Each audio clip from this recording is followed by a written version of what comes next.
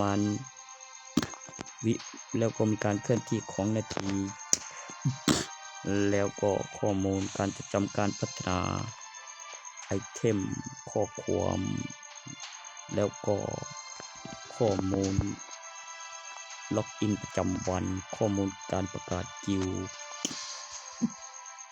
มีเสร็จสิ้นและเสร็จสิ้นการลงทะเบียนซิมบัตรประชาชนเป็นเช่นเลขหมาย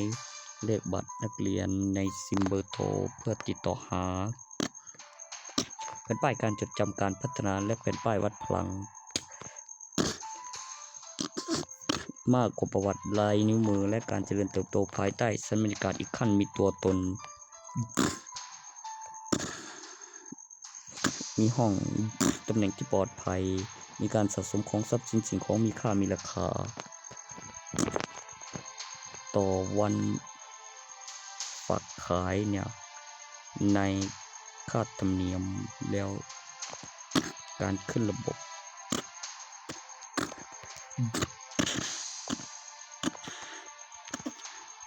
ไอเทมสวมใส่ตัวใหม่ล่าสุดเลเวลที่ค้นพบ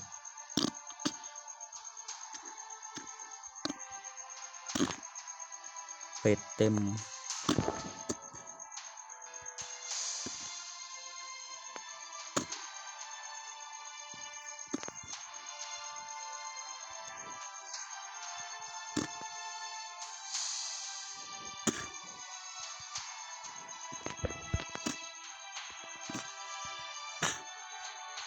คือขั้นตอนการจดทะเบียนสมรสนะครับมันต้องมีงานวิวาห์มีพยานในงานวิวาห์มากกว่าแฟนถึงสามีภรรยาก่อนจะ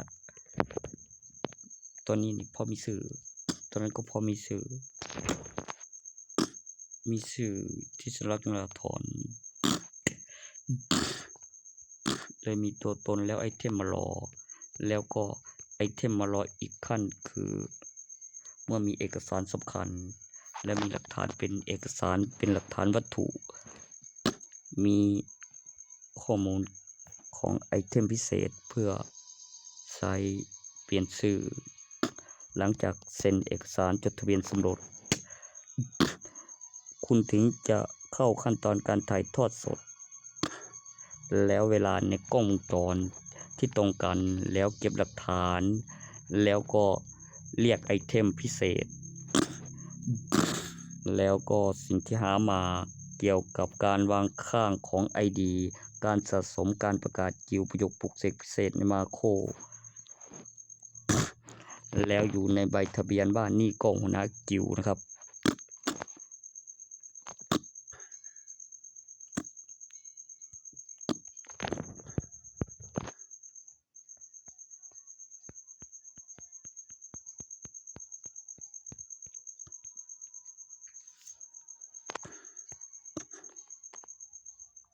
และข้อมูล2วิดีโอต้องตรงกันเมื่อการยืนยันตัวตนของคนในใบทะเบียนบ้านและเวลาที่ใกล้เคียงแล้วก็เป็นเช่นอะไรตัวอย่างนี้นะครับสปอร์ตฮีโร่แบบพลังวิเศษแล้วมีการจดจำการพัฒนาของจำนวนตัวเลขเป็นป้ายวัดพลังเอาเท่าสามีจำได้นะไหมครับแล้วมีไอเทมสวมใส่แล้วมีทุนมีกำไรเอาเท่าสามีจำได้นะไหมครับมักสิประเทศไอมีเบิ่งก่อนมักขับผูนนี่แผ่นป้ายการจดจำการพัฒนาไอเทมสวมใส่ไม่ได้อ้างของผู้อื่นด้วยนะตัวนี้ก็น่ากิวไปแล้วเป็นภาษากลางนั่นบอกมีการประกาศกิวเนี่ยเห็นปะเนี่ยอีกก็น่ากิวนะ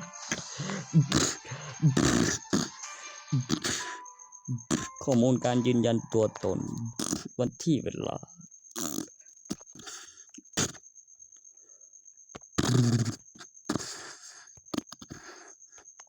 เวลาในกล้องวงจรต้องการถ่ายทอดสดด้วยมีซิมมีไลน์มีสแกนโค้ด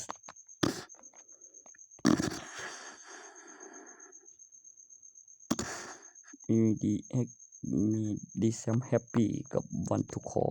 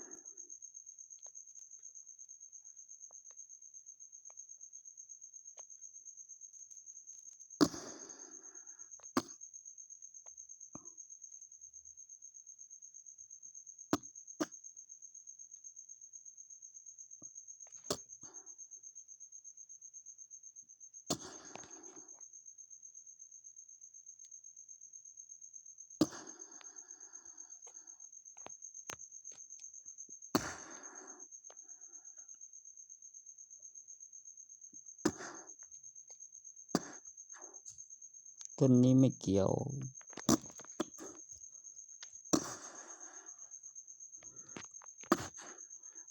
ตัวที่สำคัญจะภาคต่อจากการสแกนโค้ดนะครับ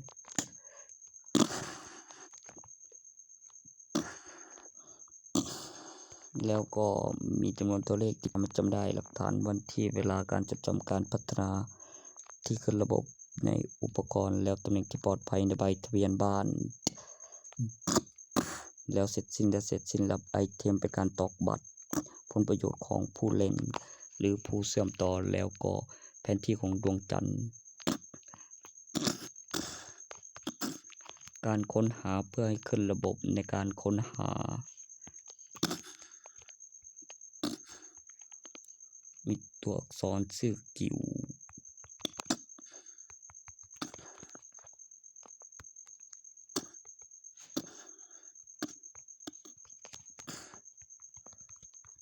ค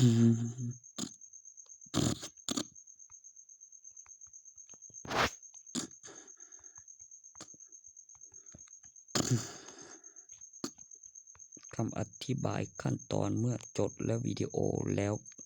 นับอย่างละแล้วก็การสังเกตที่จำได้ว่ามีอุปกรณ์ต่อจากใบทะเบียนบ้านบัตรประชาชนแล้วก็มีคลังมีบัญชีมีบัตร ATM ค่อยมีโอนเกี่ยวค่าบำรุงอุปกรณ์ค่าโอนจากธนาคารและมีพยานและมีกล้องวงจรเงินเข้าข้างกลางแล้วขึ้นระบบในบัญชีตัวอย่างเงินฝากส่วนถอนที่ตู้ ATM มีใบว่าถอนออกไปเท่าไหร่แล้วขึ้นระบบและมีเอกสารบินเป็นเอกสารกระดาษในโทรศัพท์มีไว้เช็คแล้วก็แสดงหลักฐานแบบกับมีอุปกรณ์แล้วเสียบบัญชีแล้วขึ้นระบบอัปเดตของบัญชีมีเข้าแล้วถอนล่าสุดแล้วก็ต้องไปสกรีนเข้าบัญชีหรืออัพบัญชีแล้วดูที่บัญชีในข้อความต่อเข้ากับแอปพลิเคชันโทรศัพท์ต้องลงรหัสเป็นมารยาทส่วนตัวนะครับ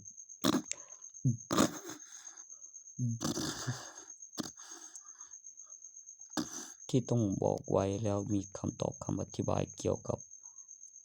สิ่งที่มีเห็นและก็การคำนวณและข้อมูลการทำงานของระบบที่ใช้งานได้จริงเมื่อใส่รหัสแล้วแสดงเลขหมายเบอร์โทรเลขท้ายบัตรประชาชนในการลงทะเบียนซิมแล้วระยะเวลาที่ใช้มาตัวผมเห็นเป็นแบบเบอร์บ้านเด้อครับเด้อเบอร์ผมสวยเรียงมันตองเป็นเบอร์2กับเบอร์เรียงกับซาโดตำแหน่งที่ปลอดภัยค่อยเคลื่อนที่คันวับสโลกันเมื่อมีสัญกดแสงบาเรียแล้วรูปแบบไปถึงก่อนต้องมีการกระพริบของสัญกดแสงบาเรีย